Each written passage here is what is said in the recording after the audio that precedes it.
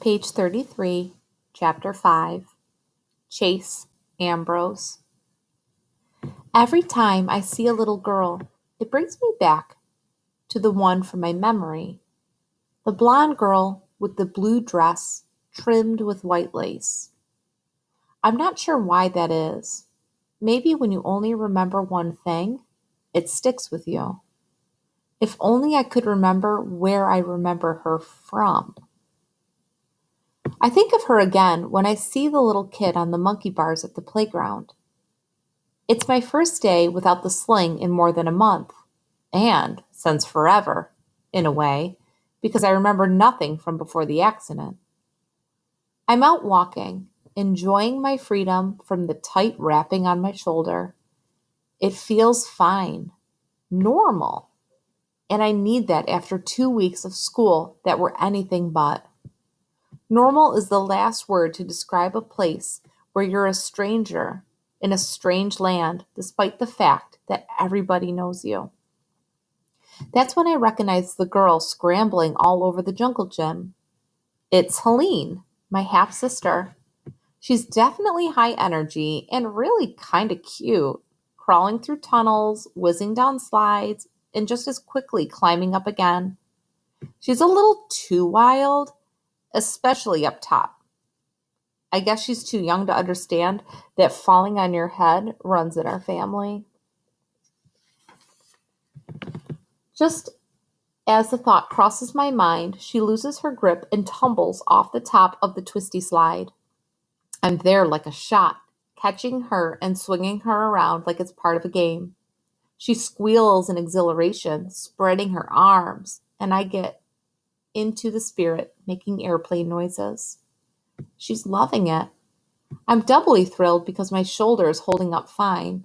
The two of us are having a great time until she looks down and sees who's got her. Mommy! Her scream carries all around the park. It's okay, Helene. It's me, Chase, your brother. I want to go down. Now she's red in the face and crying. I set her on the ground and watch as she runs off to join Corrine, who's hustling our way. Great. Dad's family already has a problem with me, and now they're going to think I've been terrorizing their daughter. Sorry, I mumble. I didn't mean to scare her. I saw what happened. Thank you for catching her. There's nothing wrong with what she's saying. It's the way she says it. Too polite, too distant, like I'm a stranger instead of her stepson. Helene has her face buried in her mother's sweater and refuses to look at me. I guess she doesn't like me very much, I comment. Corrine softens. She's just a little afraid of you. Afraid of me? What could I have done that would make a 4-year-old freak out every time I come near her? Before I can finish the thought, a loud horn honks. A panel truck pulls up to the curb. Ambrose Electric is stenciled on the side. The driver's side window rolls down and my dad sticks his head out. Fire up the grill at 5:30, Cor. I'm bringing home the biggest steaks you've ever seen. He catches sight of me. Hey, champ! What are you doing here? You're supposed to be at practice. I wave.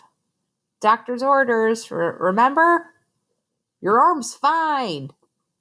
Yeah, pretty good. I point to my head. It's the concussion. He looks disgusted. Doctors! They'll keep you in a bubble wrap the rest of your life if you let them. Well, how about dinner then? I'll bet you could use a good steak. You're not going to get your strength back on the rabbit food Mom's slinging at you. Thanks. Some other time. I hesitate. I saw your state championship picture on the principal's wall. I didn't know. I mean, I knew at some point, but he laughs with delight. There are a lot of athletes out there, but only a few of us can make it rain. There's something special about Ambrose men, champ. Don't let your mother coddle it out of you like she did with your brother. He drives off, his truck backfiring as he pulls away from the curb. Bye, Daddy, calls Helene. Bye, Helene, I say to her. As soon as we make eye contact, she looks away. I'm definitely famous at Hiawassee Middle. The part I can't figure out is whether I'm famous good or famous bad. The athletic program is my home here, or at least it was before I got hurt. All my friends seem to be jocks, mostly football players. I guess they're pretty worried when they heard about my accident. I picked up on the occasional grumbling that I have to miss the season, but mostly people are just relieved that I'm okay. The Hiawassee Hurricanes are kind of the kings of the school. It's a pretty good role to come out of a coma and fall straight into. Since I'm the former captain, I'm almost like the king of kings. To be honest, though, it's hard to picture how I got along with them so well. They're loud, kind of obnoxious, and even though they're really tight, they spend a lot of time shoving and punching each other. Insults constantly fly between them. They probably don't mean it, but it can get pretty ugly. Was I like that too? When I was, you know, me? Did I greet my closest friends by pointing out imaginary stains on their shirts so I could slap their faces? Did I insult their moms, their grandmothers, and their grandmothers' grandmothers? Probably. Even so, that was then and this is now. I've lost a step, maybe because of my concussion. I can't keep up with those guys anymore. Aaron and Bear shield me from the worst of it. Dudes, they'll say, dial it down. Our boy's injured. Or they'll step in front of me to absorb a friendly punch or a forearm smash. I appreciate their help. Still, it doesn't change the fact that I'm not the Chase I used to be. I almost wish they'd stop trying to protect me. I hate being weak. The other guys are treating me like I'm strong. I'm not. I get that. But maybe I can fake it until my strength comes back. In the end, Aaron and Bear stress me out more than any of the others because they ask me all these questions. What do you remember? Is your memory coming back yet? When does the doctor say that could happen? When will you be your old self again? Since I've got nothing else to offer them, I describe the one memory that I do have, the little girl in the blue dress. They listen with great concentration. And, Aaron prompts, eyes wide, that's it. That's the only thing I remember. But who is she? Bear persists. Where did you see her? I shrug. I don't know. That's all I've got. They stare at me for a long moment and then both burst out laughing. I'm annoyed. It's not funny. Don't you think I'd tell you more if I had more to tell? Do you know what the word amnesia means? Relax. Aaron puts an arm around my shoulder. We've got your back. Boys to the end. Aside from the football players, most of the kids act kind of odd around me. Conversations end when I enter a room. Faces turn towards lockers as I make my way down a long hall. I get that the whole school's heard of the story of my amnesia and they're a little weirded out by me. But that doesn't explain everything. This one girl who's pushing a rolling cart of textbooks, when she sees me walking next to her, her eyes just about pop out of her head. She spins away and slams into the wall of a doorway at alcove. Books go flying in all directions. She trips on one and starts to go down, so I grab her arm just to steady her. Then she really loses it. Don't! She squeals so loudly that we're the instant center of attention. I'm mystified. Let me help you pick up those. No! And she's gone, practically running down the corridor, dropping even more books as she escapes. What did I do? I ask Aaron and Bear about it after school, and they treat it like the stupidest question ever. What do you care if a bunch of random nobodies don't like you? Bear demands. It's not that, I tell them. She was scared. Where did that come from? The two exchange a glance. Man, you really did lose your memory, Aaron comments. Come on, guys. Talk to me. Bear is impatient. We don't have time. Why? I query. There's no practice today. We've got to be at the Graybeard Motel by 3:30. What's the Graybeard Motel? We've still got 2 months left on our community service, Bear supplies. At the assisted living place on Portland Street, helping out with the geezers and the grandmas. Not everybody's lucky enough to fall off a roof and get excused. I'm on community service? I may not remember much, but I know that community service isn't like getting a detention at school. It's something you get ordered to do in court by a judge. I struggle to sound casual. The last thing I want to do is come across like a wimp to my 2 best friends. What did we do to get sentenced? I nearly choke out on the word. To community service. It was no big deal, Aaron scoffs. We planted a couple of cherry bombs in the piano at open house. It was awesome. Cops were such sticklers about property damage. There's like a great piano shortage in the world. So I'm nonchalant, but it takes some doing. Arrested? We have to go, Bear insists. Yeah, Aaron faces me. Listen, man, I know it bugs you that you can't remember anything about yourself before the accident. Let me fill you in on some of the details. Our boy Chase isn't the kind of kid to get bent out of shape about a bunch of idiots overreacting to a few firecrackers. We did what we did, and we got in trouble for it. End of story. End of story, I echo.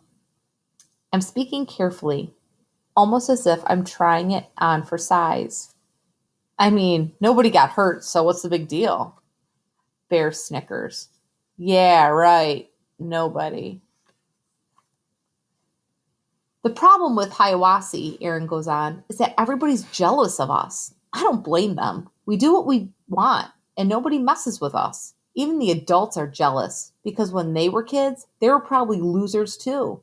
So when Fitzwallace or some judge gets a chance to slap us down, they go hard, since it's the only revenge they're going to get. You can't take it personally. I nod in agreement. It's kind of not fair. Bear grins. Sometimes I cry myself to sleep at night just thinking of the injustice of it all. I laugh. Aaron and Bear wouldn't cry if he jammed flaming bamboo under their fingernails. They're the toughest guys in the world. Thanks for being straight with me, I tell them. And I mean it. My own mother kept me in the dark about this. I don't know what she's thinking. Maybe that if I can't remember it, it never happened. Aaron shrugs. It's a mom thing. They're all the same. If it's fun, it must be bad. My dad warned me about that, I admit. He said I shouldn't let her coddle me. Your dad is the man, Bear exclaims. He was part of the best football team ever to come out of this place. Next to ours, I mean. When you come back, we're going to wreck. That pulls me up short. Bear knows as well as anybody that I'm out for the season. It makes me wonder, should I be? Dad doesn't think so. It's Mom, the coddler, who took Dr. Cooperman's word for it. How much should I put trust in her? She's the only one who tried to hide a pretty major part of my past from me. If it wasn't for Aaron and Bear, I might have never figured it out. Who knows what else she's holding back? When Mom gets home from work that day, I'm there at the front door to throw it in her face. Where do you get off? She looks totally bewildered. I forge on. You were so devastated when I got amnesia, but not too devastated to pass up a little editing job on my life. Editing job? Don't you think I have the right to know that Aaron, Bear, and I were arrested and sentenced to community service? She doesn't answer right away. She sets down her bag, shrugs out of her jacket, walks to the living room, and collapses wearily into a chair. At last she says, You've just been through an awful ordeal. How can it help your recovery if I tell you a lot of things that are just going to upset you? Things? I echo. You mean there are more? How many other nice little stories have you been keeping away from me? She seems genuinely sad. I'll love you and support you through the end of the world. You know that. I've always seen the good in you, Chase, and I believe that's the person you really are deep down. But you've had your moments. I have a sickening vision of faces turning away from me, of kids shrinking back at my approach, fear in their body language. I think of that crazy girl who was angry enough to dump a tub of frozen yogurt over my head. What if she wasn't crazy at all? What if I deserved it? When I think back to the conversation with Aaron and Bear, then I think back to the conversation with Aaron and Bear. There are two sides to every story, and Mom is taking the opposite one.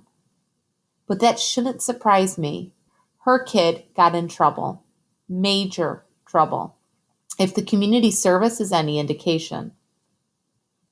Okay, it wasn't a very nice thing to do, I admit, but I don't understand why the school had to make such a big deal out of it. She stares at me. How can you, of all people, say that after everything that's happened? Maybe because I don't remember everything that's happened, I shoot back. There were firecrackers, they were firecrackers, not grenades. It was a prank. My mother's expression becomes hard. Never mind the poor musician you practically put into cardiac arrest. The problem was the auditorium of people that thought they were under attack. It was pure luck that nobody got injured in the panic. I'm sure that's what Dr. Fitzwallace was thinking when he decided to bring in the police. I hear Mom tell the story and feel ashamed. But if you go by Aaron and Bear, it was a nothing gag that the school blew out of proportion because they were out to get us. Who's telling the truth? Is Mom making it sound worse to scare me straight? Because, as Dad says, she's coddling me? When I got amnesia, I lost 13 years of myself. I have to replace those memories using what I can pick up from other people. But everyone has a slightly different version of me. Mom, Dad, my friends, the kids at school, even frozen yogurt girl. For all I know, the lunch ladies know me better than anyone else. Who should I believe?